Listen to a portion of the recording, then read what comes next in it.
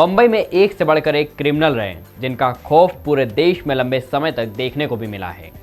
ऐसा ही एक नाम है सीरियल किलर रमन राघव, जिसने 60 के दशक में बम्बई में अपना खौफ कायम किया और 40 से ज़्यादा मर्डर किए। खास बात यह है कि सारे मर्डर बिना किसी खास मकसद के बस यूं ही अपनी हत्यारी प्यास मिटाने के लिए किए गए थे। नमस्कार, मैं हूं दीपक। आप देख रहे हैं हमारा खास कार्यक्रम क्राइम सीन, जिसमें आज हम बात करेंगे सीरियल किलर रमन राघव के अपराधों के बारे में।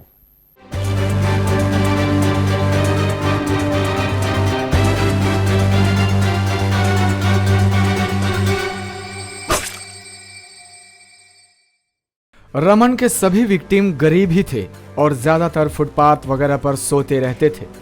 अक्सर कई लोग झोपड़पट्टी में सोते हुए मारे गए। रमन किसी को नहीं छोड़ता था। आदमी, औरतें और यहाँ तक कि बच्चे भी जो भी सामने आए, रमन उसकी कहानी का आखिरी चैप्टर लिख देता था। ये सभी मर्डर मुंबई के उत्तरी सब अर्बन इलाके में हुए थे। सभी खून रात में होते थे। सभी विक्टिम सोते हुए मारे जाते थे। मारने का तरीका विभत्स और हमेशा एक ही जैसा होता था। सर पर किसी भारी नुकीली चीज से चोट। उस वक्त चूंकि रमन पकड़ा नहीं जाता था और एक के बाद एक होते हुए खूनों का सिलसिला नया ही था, इसलिए अफवाह उड़ी कि यह सब कुछ एक सुपर पावर का कमाल है।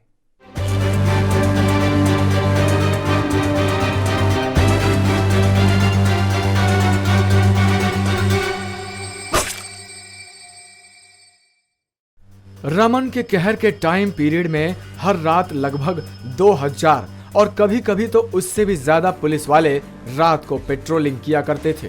शाम होते ही सड़कें खाली होने लगती थी। रात होते होते लोग खुद ब खुद अपने हाथों में लाठियां और हथियार लेकर सड़कों पर उतर आते थे। इससे हुआ ये कि कई बेगुनाह भिखारी और काम करने वाले बेघर लोग शक के घेरे में भीड़ का शिकार बन जाते थे। लेकिन रमन राघव कहीं किसी और ही कोने में वारदातों को अंजाम दे रहा था। टाइमलाइन के हिसाब से मर्डर 2 पार्ट्स में हुए थे। पहला पार्ट था 1965-66 का, जिसमें कुल 19 लोगों पर उसने अटैक किया था। इन 19 में से 9 लोग मरे। इस दौरान एक दफे पुलिस ने रमन को उठा भी लिया था, लेकिन उसके खिलाफ कोई भी सुराग नहीं मिला, इसलिए उसे छोड़ दिया गया। पुलिस को यह जरूर मालूम चला था कि उसकी फाइल पहले से ही उसके पास मौजूद थी। रमन एक बार 5 साल के लिए जेल भी गया था। उसने अपनी बहन का रेप और उसे कई बार चाकू से घोंप घोंप कर मार दिया था।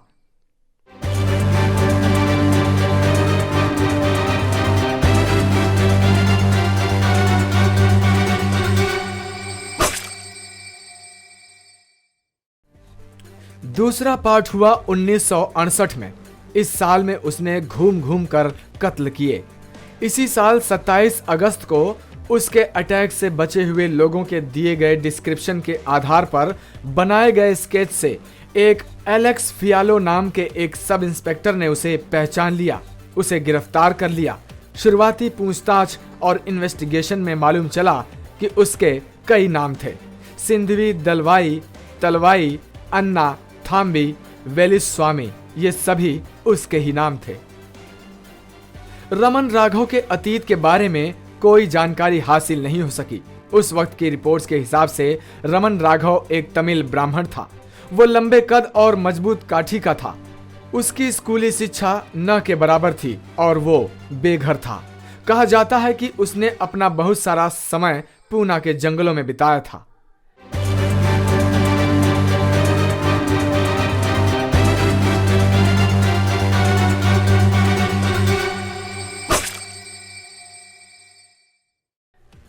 गिरफ्तारी के समय उसके पास से चश्मा, 2 कंघियां, 1 कैंची, 1 अगरबत्ती का स्टैंड, साबुन, लहसुन, चाय की पत्ती और 2 कागज जिन पर गणित के कुछ निशान बने हुए थे, वे मिले।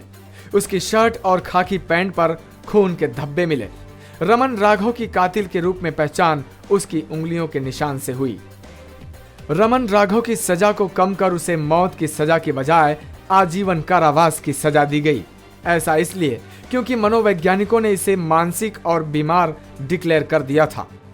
उसे पुणे के यवरडा जेल में भेज दिया गया, जहां उसका central institute of mental health and research में इलाज चलने लगा।